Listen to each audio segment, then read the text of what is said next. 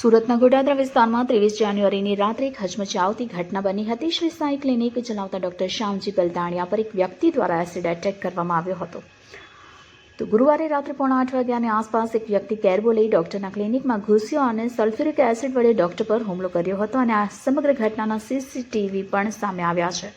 તો ઘટનાના સામે આવેલા સીસીટીવી ફૂટેજમાં જોઈ શકાય છે કે પીળા રંગનો શર્ટ પહેરેલ એક વ્યક્તિ હાથમાં એસિડનો કેરબો લઈ એકાએક દોટ મૂકીને ક્લિનિકમાં પ્રવેશ કરે છે. શખ્સે ગણતરીની સેકન્ડમાં ડોક્ટર પર એસિડ ફેંક્યો.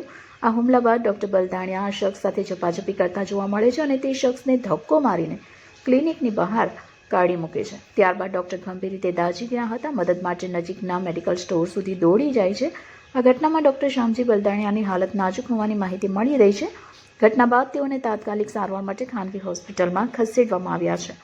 ઘટનાની જાણ થતાં ગોડાદરા પોલીસ ઘટના સ્થળે પહોંચી અને સીસીટીવી ફૂટેજના આધારે આરોપી શખ્સને ગણતરીના કલાકમાં ઝડપી પાડ્યો.